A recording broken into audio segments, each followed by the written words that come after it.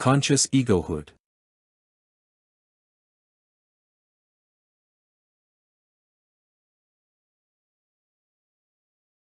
There are 7 stages of consciousness, as taught by the great masters of the science of being. 5 of these stages we have just considered, viz., the respective stages of 1. Consciousness of separate existence, of existence as a separate and distinct individuality. 2. Consciousness of the ownership and control of the instrument and machinery of the physical body. 3. Consciousness of the ownership and control of the instrument and machinery of emotion. 4. Consciousness of the ownership and control of the instrument and machinery of thought. 5. Consciousness of the ownership and control of the instrument and machinery of will. There are 2 other and higher stages of consciousness remaining to be considered.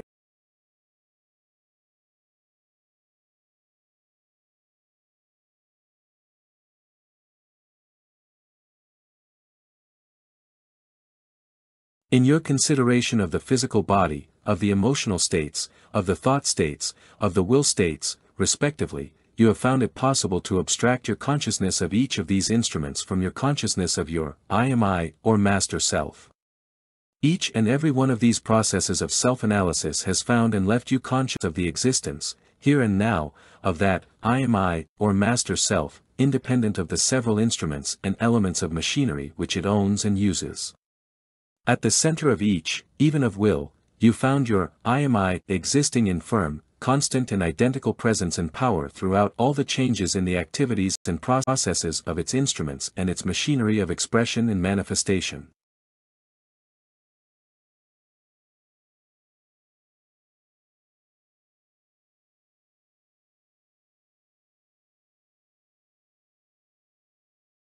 But, in the 6th stage of self-analysis, you will discover that you are unable to abstract a certain kind of consciousness from the I am I, or master self. You will be unable to set aside, examine, analyze, experiment with, and detach this form of consciousness from your real self, or I am I, try as you may. Hence, you see, you will there have reached the stage of reality, of ultimate fact and being within yourself. This is a most important stage of your self-analysis, of your search for the I am I, or master self. Therefore, you should approach it carefully, and conduct your inquiry with earnestness and diligence.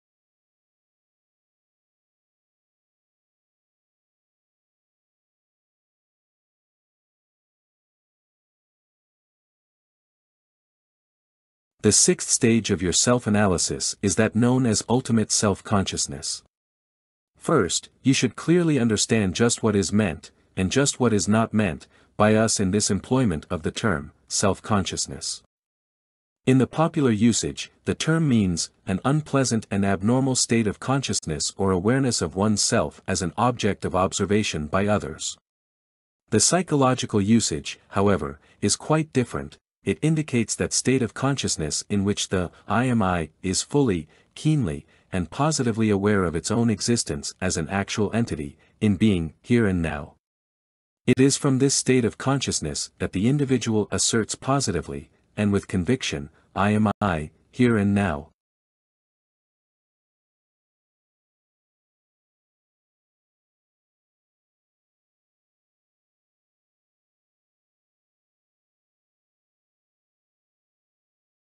Comparatively, very few individuals experience the full degree of this stage of consciousness. Many, of course, say, I am I, thereby distinguishing themselves from others. This, however, is merely the 1st stage of consciousness, not the 6th. Few proceed further in their realization of self-consciousness.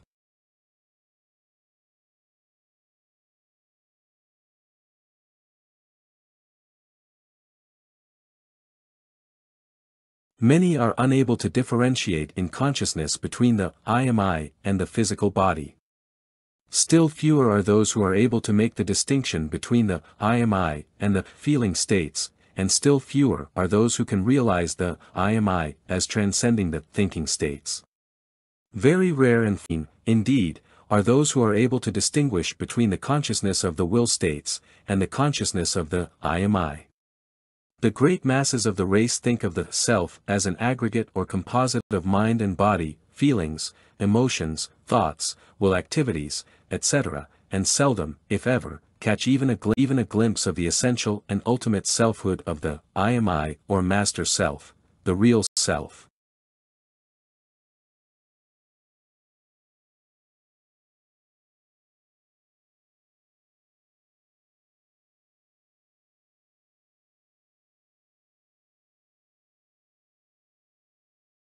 But the great individuals of the race, those who stand out from the masses, will usually be found to have evolved into quite a full state of self-consciousness, and, accordingly, they will have experienced that sense of personal power that comes with this recognition of the I am I, master self, real self.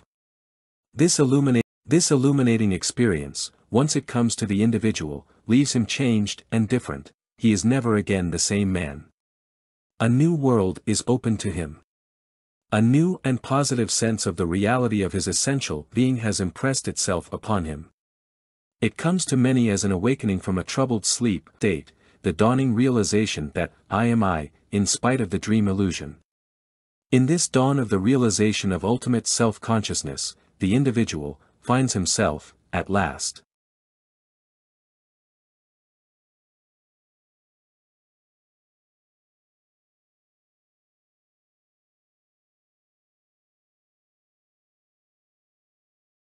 An old English writer once said, whether we try to avoid it or not, we must face this reality sometime, this reality of our own egohood, that which makes us say I, and in saying I, leads to the discovery of a new world.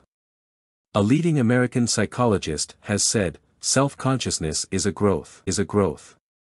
Many persons never have more than a misty idea of such a mental attitude. They always take themselves for granted, and never turn the gaze inward.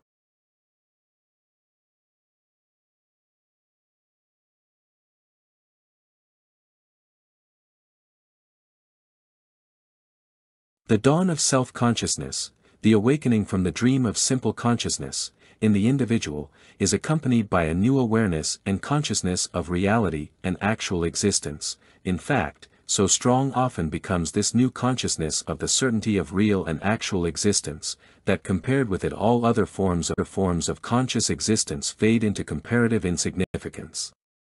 This consciousness, once firmly established, serves as a tower of strength for the individual, in which he may take refuge, and then defy the adverse conditions of the external world of thoughts and things.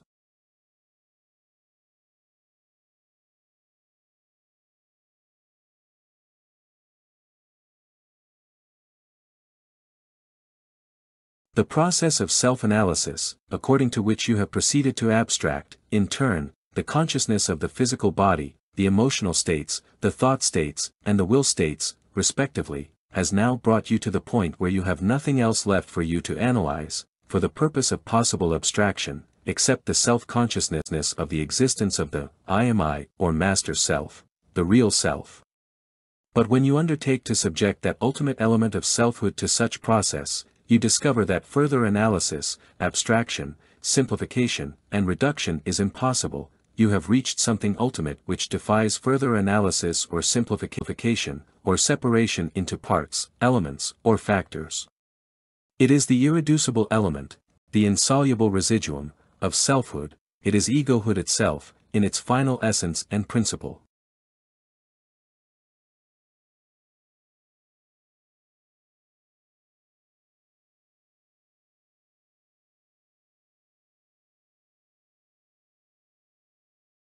You have discovered that this, I am I, or master self, is not subject to changes, alteration, or modification.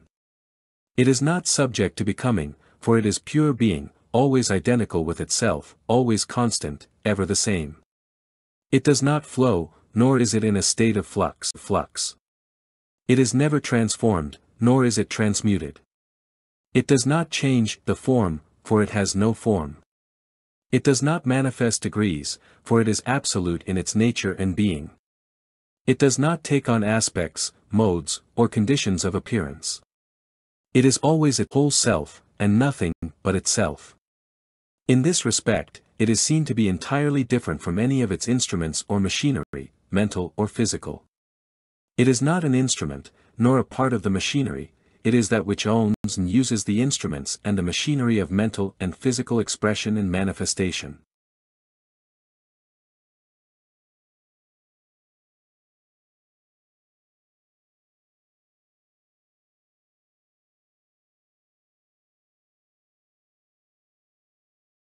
Moreover, your experiments will show you conclusively that you cannot set aside or abstract this, I am I, or master self for the purpose of observation or experiment, as you have been able to do with the physical and mental instruments or machinery which belong to it. You can never make of it an object to be examined or observed by your subjective observer. Try the experiment. You will then find that if you place the I am I at the objective end of your microscope of attention, there will be no subjective, I am I, left to conduct the examination from the other end of the instrument. Likewise, if you place the I am I at the subjective end of the instrument, then there will be no objective, I am I, at the other end, ready to be observed.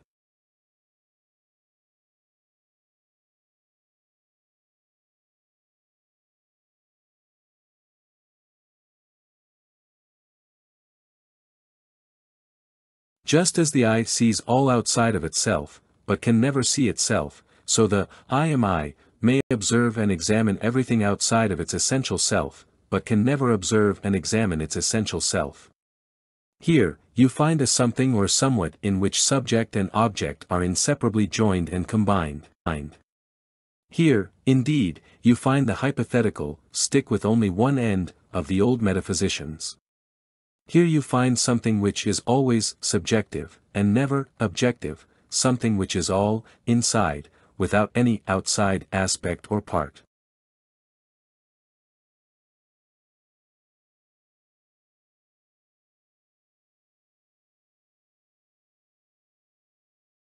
Again, if you attempt to set it aside, as you did its instruments and machinery, mental and physical, you will find that you have nothing at all left of selfhood, nothing to still assert, I am I. You cannot even think it out of existence, nor imagine it out of being, try as you will. If you try to think of a world without this, I am I, in it, and then proceed to examine this, I-less world, you will find that it is the I am I itself conducting the examination. If you seek to get rid of it by some metaphysical casuistry or subtle sophistry, you will eventually discover that the I am I is still there, hidden behind some kindly metaphysical cloud, peering out cautiously, curious to observe how the world is getting along without it. Throw the I am I out of the door of your consciousness, and it will come in through the window, lock the windows and doors against it, and it will descend through the chimney, it will gain access, somehow, someway.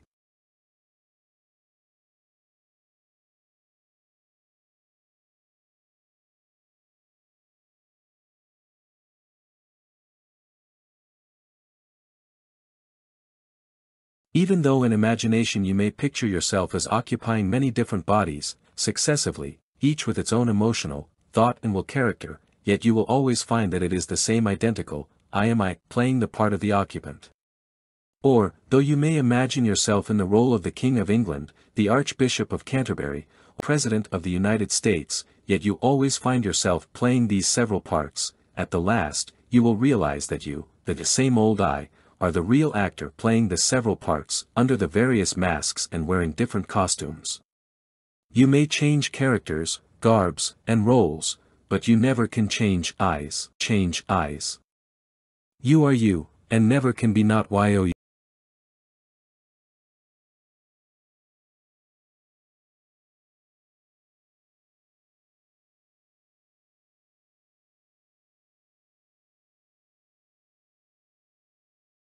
The unfoldment of ultimate self-consciousness, conscious egohood, will bring to you the realization that you are a focal center of power in the cosmos, a focal center of real power and real being.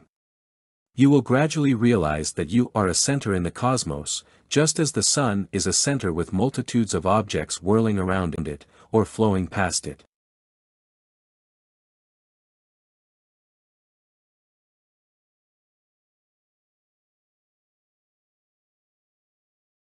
The occult teachers of ancient days were wont to remind each of their students that he, himself, was a center in the cosmos, for, in the cosmos, the circumference is nowhere, because the cosmos is infinite, and, consequently, the center is everywhere. Therefore, the student was introduced to himself, and to think of himself, as a focal center of power and being, as a central pivot of the cosmos, which all else revolved. Rightly understood and interpreted, this statement is truth. For each individual, I is, in fact, the pivotal center of his own universe, with all the rest revolving about him, or passing in review before him.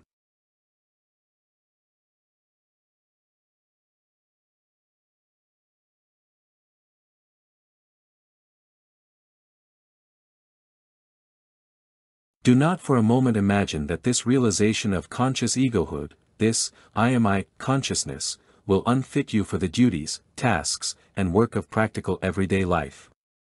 On the contrary, it will render you many times more efficient in any particular phase of practical life.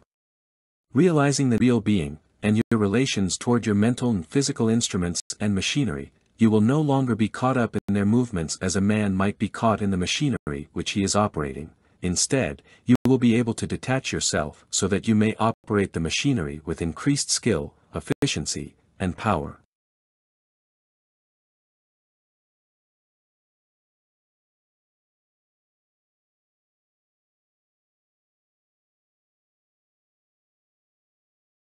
Conscious egohood will cause the muddy waters of your mentality to become as clear as crystal, so as better to reflect the light of that brilliant star of the I, which is shining above with a fierceness, clearness, and steadfastness inexpressible in ordinary words. The most practical of all men is the man who realizes the realities of his own nature and being, and the character of his relations to his mental and physical instruments of expression and manifestation. When you recognize the nature of your power, when you realize the conscious feeling of that power, then will you be able to express and manifest that power to a wonderful degree, and with excellence, otherwise impossible to you. Such recognition will make you a better businessman, a better engineer, a better lawyer, a better doctor, a better nurse. It will enable you to reach a higher point in your life work, and to acquire a higher recompense for your services than would be possible without it.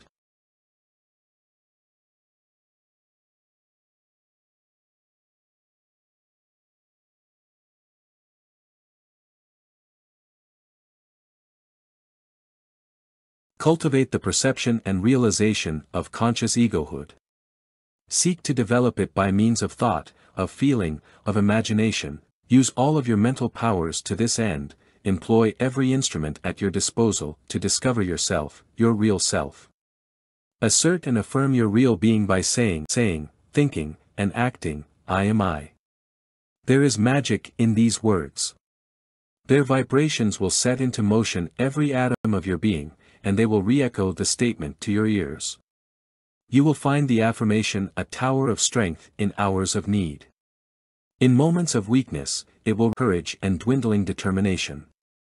It will serve as a powerhouse from which you may send forth currents of power and energy. It will serve as a great magnet that will draw to you the things, persons, and circumstances that you will need in your tasks of life.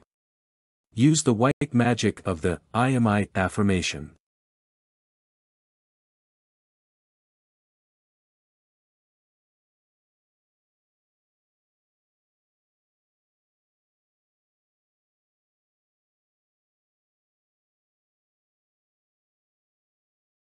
As we proceed with our instruction, you will see that this, I am I, is even greater and grander than we are now stating it to be. It is a focalized center of something or somewhat infinitely greater, the point of contact between the universal and the particular, the unmanifest and the manifest, the uncreate and the create, the infinite and the finite. You are far greater than you know. When you say, I am I, you are uttering a tremendous statement of truth, the full meaning of which you as yet only faintly glimpse. The individual who can say, I am I, with full recognition in thought, and with full realization in, has lighted for himself a lamp which can never be extinguished by the winds of adversity nor the rains of circumstances. Such a one is well on the path to mastery.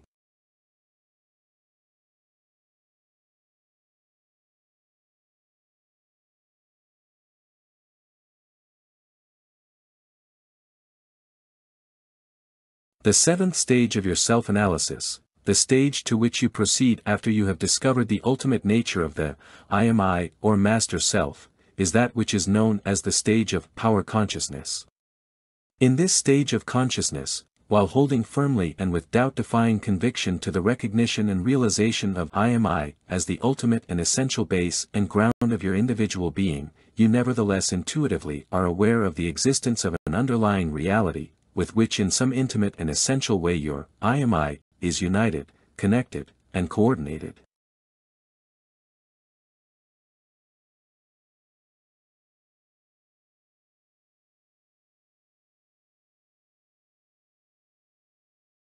When this consciousness is awakened by the proper methods, you will become as actually conscious of this intimate relationship, as you are now conscious of the existence of your I am I, or master self. In fact, the two phases of consciousness will seem gradual to coalesce and combine in your higher perception of reality. Even when the intellect has not as yet been able to work out the puzzle, or to see the riddle, the intuitive faculties will report that it is true nevertheless.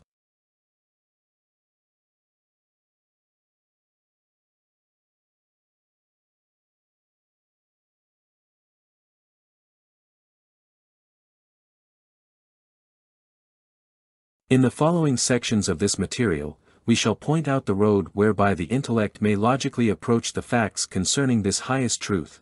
For the present, we wish merely to indicate the general nature of the subject, and possibly to cause your intuition to begin to unfold so as to receive the full strength of the rays of the sun of truth which is beating upon it.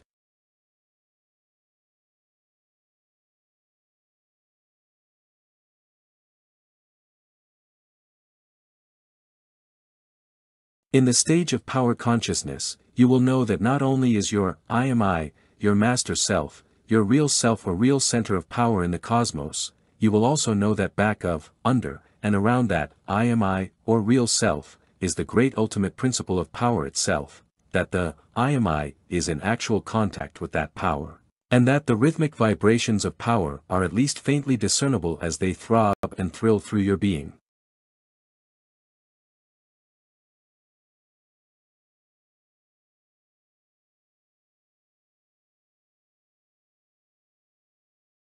Feeling this, all fear will drop away from you, and new and strange courage will take possession of you. You will thereafter proceed to the great adventure of life, fearlessly and confidently. You will enter into the conscious realization that power, all the power there is back of and supporting you. You will enter into the conscious recognition that in the great substance and strength of power, you live, move, and have your being. With the dawn of this consciousness, you will, in all truth, be born again.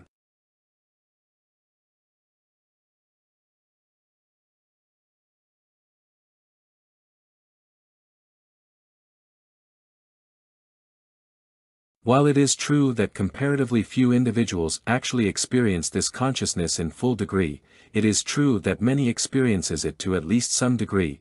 All may gradually unfold into it if they will but turn their attention to that direction. The men and women who have done things in the world of everyday life, if they were frankly freely for publication, could give to the world the testimony that at some time in their lives had come to them a certain strange and wonderful, mysterious sense of actual contact with, and relation to, a great something, the essence of which was felt to be strength or power. Varying as are the reports of the different individuals who have testified to this phenomenon, there is found a common and general agreement upon the fact that there has been an actual contact with, an intimate relation to, a something or somewhat infinitely powerful and strong.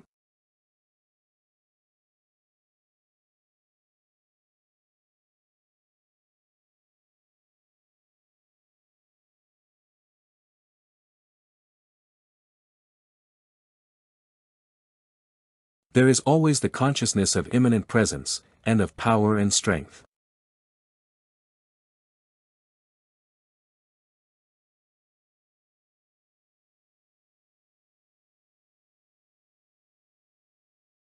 These individuals have interpreted these experiences to themselves in many ways, each coloring it according to his previous trend of belief or general philosophy of life.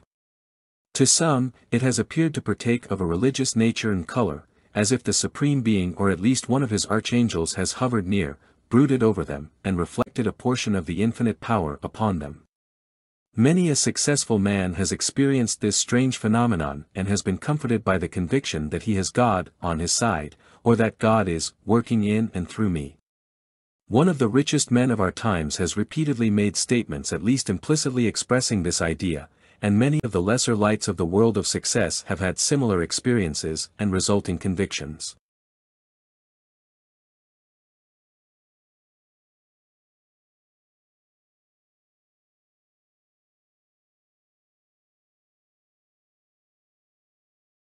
Others have attributed the experience to the presence and aid of some friendly beneficent entity or supernatural personality, a friendly spirit, from the other shore. Others have felt it to be a hint of the presence and power of a kindly destiny or fate or the influence of a beneficent star. Napoleon's believed star, and the influence it exerted over him for many years of his rapid rise, is said to have arisen from an experience of this kind occurring at the Bridge of Lodi. He was reticent concerning the actual experience, but he often spoke freely of his star of destiny, at times going so far as to indicate the particular star which he believed was favoring him.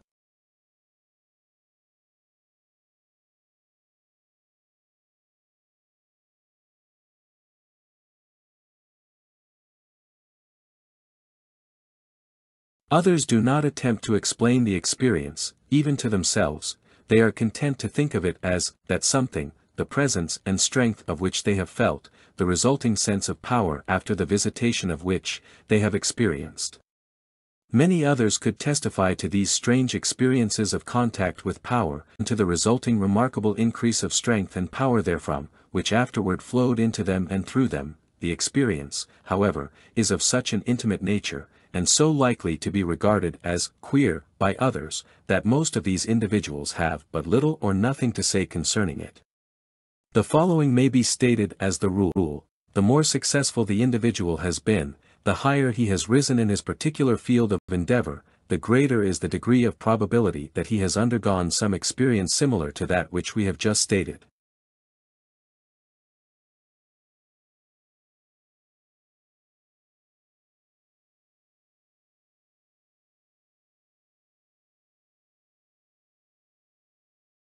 There may be some who will criticize the above as impractical and fantastic, but such criticism is not likely to come from those who have been exceptionally successful, who have done things and accomplished great achievements, and who also have good memories of their early experiences. Repeat this statement to some man or woman's kind, then see that individual smile in a peculiar way and note the strange expression which will pass over his or her face, though a direct answer may be avoided.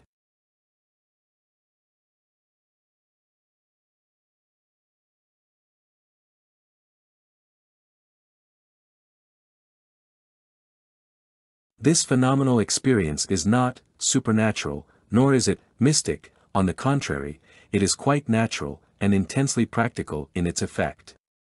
It means simply that the individual in the course of his mental or spiritual evolution has arrived at a stage wherein the natural course of things he contacts, power itself, the principle of power which animates, energizes, and vitalizes the cosmos.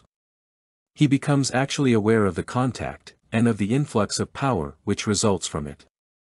Moreover, in many cases, in most cases of the kind, in fact, when this contact is once experienced and established, thereafter the individual finds it comparatively easy to make a shortcut to power by opening himself to the inflow of strength and power from the power principle.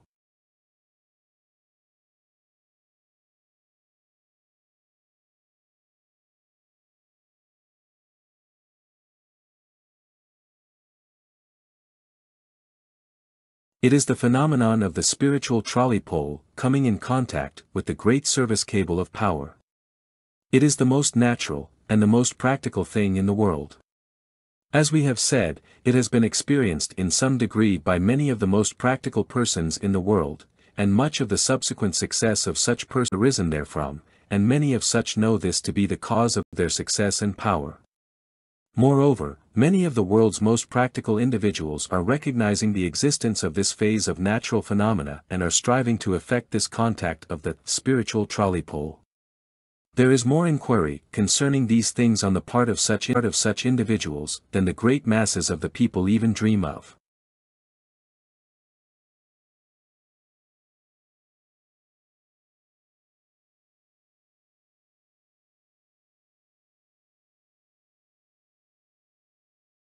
This is not the statement of a new religion, nor of some strange philosophy or ism. It has nothing to do with supernaturalism, spiritism, or any other teaching of that character. It is, instead, the statement of a cold, scientific fact or series of facts, all of which may be demonstrated who will lay aside his prejudices and his skepticism sufficiently long for him to try out the idea and plan with earnestness and in good faith, for a reasonable length of time.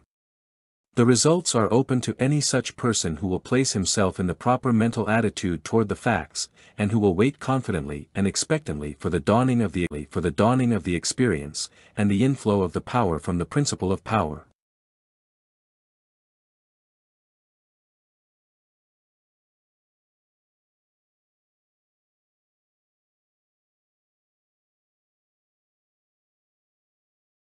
It is true that many religious, or semi-religious, or quasi-religious sects and cults, and many new popular schools of philosophy and metaphysics, have recognized and adopted the general and fundamental principles of this great truth, and have interpreted the same, each in the terms of its own particular belief or theory, coloring it with the shade, tint, or hue of its particular beliefs or dogmas, labeling it with one of many new and wonderful titles, expounding it in strange, and often weird and bizarre fashion, but the fundamental facts are greater than any of these attempts to interpret and explain them in the terms of cults, sects, and schools, too great to be dwarfed by the limitations of the doctrines and dogmas built around them in the attempt to confine them.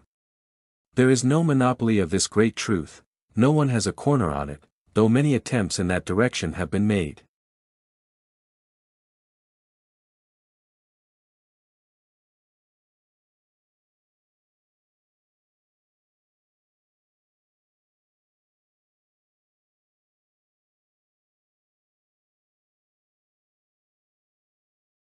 Those who will seek the intellectual recognition of the relation of the I am I, as we shall set it forth in this material, and who will open the doors of their being to the conscious realization of the contact with power which comes to those who await and are ready for it, will gradually unfold the power and ability to manifest the superimposed strength and energy of power, through their mental and physical channels of expression and manifestation. You are invited to test and prove this for yourself.